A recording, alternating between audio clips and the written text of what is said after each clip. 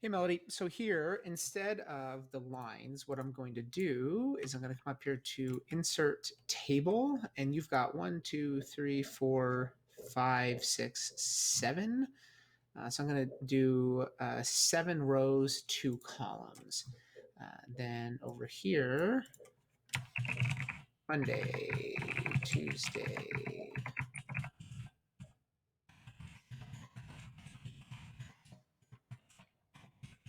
Friday, Saturday, Sunday. All right. So I typed all those out. That way I can make this the appropriate size because we don't need a ton of space here. And then students would put their answers over here. So there's a couple of different things you can do with this, or one really in particular. Part of the reason that I would do this is this consolidates students' answers into one location, much like writing on the lines would, right? Uh, you can also format this directly. So I can make it so it's not bolded. I can make it so it's underlined, so it kind of looks like it's on lines. I can, this is what I'd always do. I'd highlight it automatically. That way, when I give this copy to students, they come in here and they type their answers in here, and the answers are highlighted and stand out. And that for me as a teacher, I mean, why do I care if this appeared there? That for me as a teacher made it much easier for me to read their answers because as I'm looking at their stuff, it's like, oh, boom, here's the answers, boom, here's your answers, boom, here's your answers. The other thing that you can do is instead of putting lines in here, you can do pretty much the same thing, but down below here, you could format this differently. You could highlight this and you could underline this, and then students type their answers here. Or again, same thing. And so then it would look exactly the same under all of your things, right? You just format that exactly how you want them to have that. Right. So part of the advantage is you can format this anyway. And so then if you're scrolling down here and your students' answers are always highlighted, blah, blah, blah, blah, blah.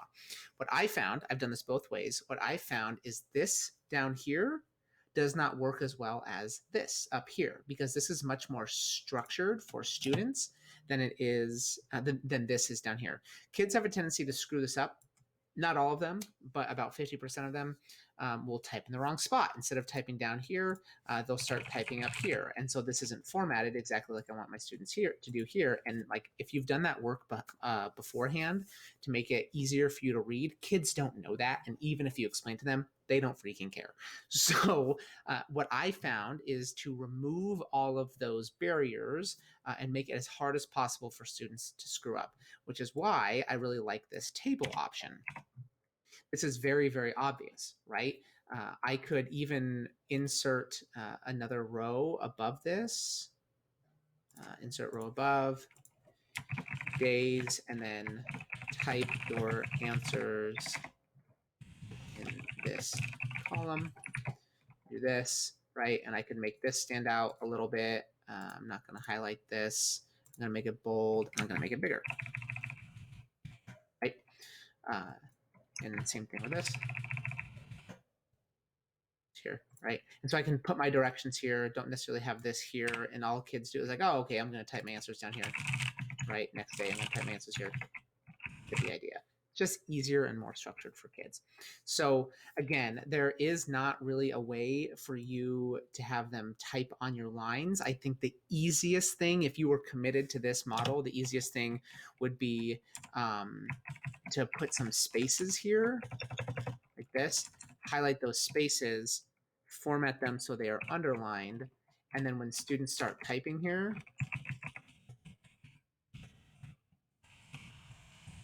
right, then their stuff is underlined. But again, there's no way for you to get over that one. All right, hope that helps.